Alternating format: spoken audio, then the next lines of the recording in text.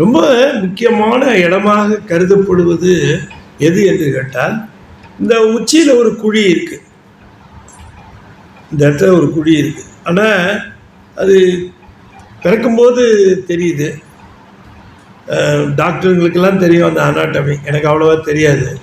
இந்த இந்த கபாலம் வந்து 2 போர்ஷனாக தான் அப்படி சேர்த்துருக்குது அப்படின்னு சொல்லுவார். 2 போர்ஷனாக தான் அப்படி சேர்க்கப்பட்டிருக்குது. அதில் நடுவில் ஒரு சிறு தொலை இருக்குது. குழந்தையாக இருக்கிற பொழுது பார்த்தால் அது ரொம்ப மெல்லிய தோலாக இருக்கும், அப்புறம் தடிச்சுடும். அது அந்த தொலை ரொம்ப முக்கியம் என்று சொல்வார். அந்த தொலை ரொம்ப முக்கியம். அந்த இடத்துக்கு பேர் பிரம்மரந்திரம்னு பேர். அந்த இடத்துக்கு அதிலிருந்து ஒரு 12 அங்குலம் 12 அங்குலம்னு சொன்ன நம்ம ஒரடி ஸ்கேல் எடுத்துக்கூடாது. இதுதான் ஒரு அங்குலம், ஒரு அங்குசங்கிறது. இந்த விரல் கிடைன்னு இருக்கு இல்லையா, இந்த கிரௌண்ட் இருக்கு பாருங்க, விரல் கிடை, இதுதான் அங்குசம்னு பேர். இது ஒரு அந்த அளவு, இது ஒரு அளவு. இந்த மாதிரி அளவு 12 இங்கே வைக்கணும். அது துவம் ப்ளஸ் தசம், தசம் 10, துவம் 2, 10 2 12. இந்த 12 இருக்கிற ஏரியா அந்த தாண்டியதுன்னு அர்த்தம், முடிவுன்னு அர்த்தம். துவா தசந்தம் என்று சொன்னால் பிரமரத்திலிருந்து 12 அங்குல மேலே அந்த ஏரியா நமக்கு ரொம்ப முக்கியம். அந்த ஏரியா நமக்கு ரொம்ப முக்கியம். நமக்கு இப்போ நம்முடைய உடம்பில் இருக்கக்கூடிய உணர்வு எல்லாமே அந்த ஃபீலிங்க்கு தகுந்த மாதிரி தான் இந்த ஃபீல்டு இருக்கும். இந்த ஃபீல்டு எப்படி இருக்கும், இது கசா முசான்னு கண்ட மாதிரி இருந்ததுன்னா நம்முடைய ஃபீலும் கண்ணா அப்படின்னான்னு கசா முசான்னு இருக்கும். இந்த ஃபீல்டு ரெகுலரைஸ் ஆச்சுன்னா நம்ம உணர்வுகளும் ரெகுலராக இருக்கும், ரெகுலரைஸ்டாக இருக்கும். சில பேர் பாருங்க, சாந்தமாக பொறுமையாக நிதானமாக அவசரப்படாம, இது பார்த்துருக்கீங்களா? அந்த மாதிரி ஒருத்தரும் பார்த்தது இல்லையா? நம்ம எங்கம்மா பார்த்தோம் வள்ளலார? நான் பார்த்துருக்கீங்களான்னு தான்மா கேட்டேன், கேள்விப்பட்டிருக்கீங்களான்னு நான் கேட்டேன். நீங்கள் பார்த்துருக்கீங்க? யார் 2 வார்த்தை தான் பொறுமையாக பேசுவான், 3ஆவது வார்த்தை கேட்டீங்க என்ன பார்ப்பேன் அப்படின்ட்டு டக்கு போயிடும், டென்ஷன் ஆகிடும். டென்ஷன். ஒரு சின்ன பாப்பா அது வந்து தாத்தாட்ட கேட்குது, தாத்தா பேனா கொடு அப்படின்னு கேட்குது. அவரு மா பேனா எனக்கு வேணுமா, நீ எதாவது கண்டதில் எழுதிக்கிறீங்க. தாத்தா பேனா கொடு தாத்தா. மா பேனா வேணாம்மா, நீ சிலேட் குச்சியில் எழுதுமா.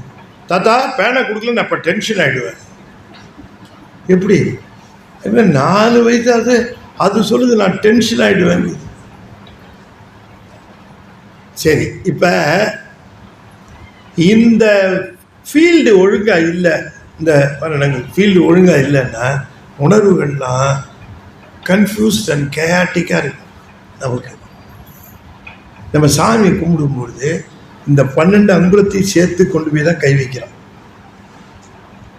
இந்த ஃபீல்டுக்காகத்தான் அவரை வழிபடுறோம். அதனால தான் கையை இப்படி வச்சு கும்பிடக்கூடாது.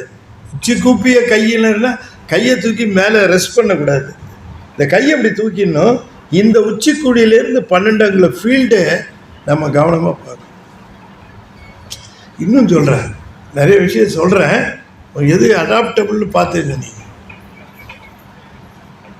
இது நீங்கள் படுக்கும்போது கூட இந்த தலையை கொண்டு போய் எதுலேயும் முட்டிக்கிட்டு படுக்கக்கூடாது. இந்த கிளியரன்ஸ் இருக்கணும். இந்த 12 அங்குல கிளியரன்ஸுங்கிற இந்த துவாதசாந்தங்கிறது ரொம்ப ரொம்ப முக்கியமான பிரதேசமாக கருதப்படுகிறது. இது நமக்கே உரியது. ஒவ்வொருத்தருக்கும் இந்த 12 அங்குல பிரதேசம் அவங்கவுங்களுக்கு உரியது. இப்போ நீங்கள் படுக்கும் பொழுது இந்த ஹெட்ஸ்பேஸுங்கிற இந்த 12 அங்குலம் டிஸ்டர்ப் ஆகக்கூடாது. தலையை கொண்டு போய் முட்டிக்கிட்டு படுக்கக்கூடாது அப்படின்னு சொல்லுவோம். இந்த 12 அங்குலம் கிளியரன்ஸ் விட்டு தள்ளித்தான் படுக்கணும். ரொம்ப கெடுதல் பண்ணால் அதை தமிழில் ஒரு ஃப்ரேஸில் சொல்லுவாங்க. ஒருத்தர் ரொம்ப கெடுதல் பண்ணிட்டான், தமிழில் ஒரு ஃப்ரேஸ் சொல்லுவாங்க.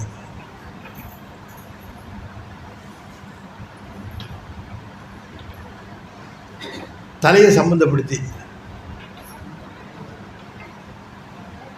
என் தலையிலே கையை வச்சுட்டான்,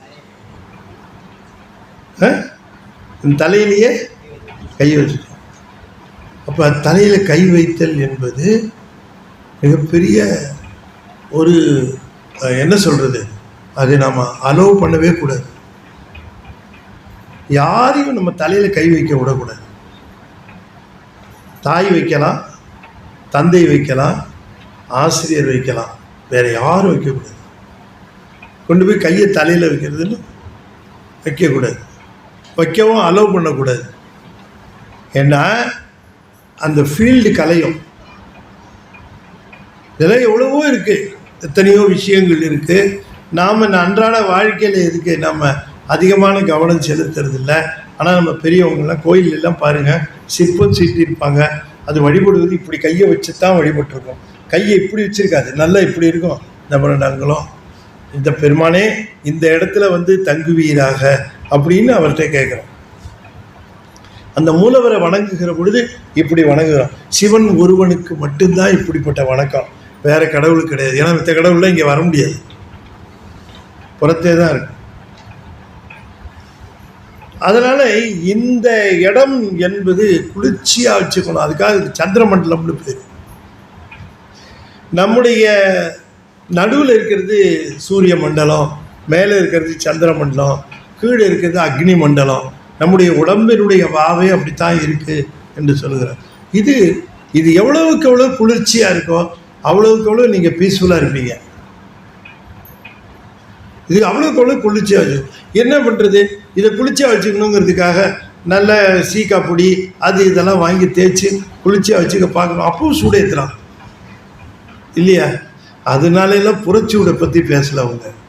இந்த உள்ளுக்குள்ளே இருக்கிற அந்த சூடு, அது சொல்கிறாரு இதில்.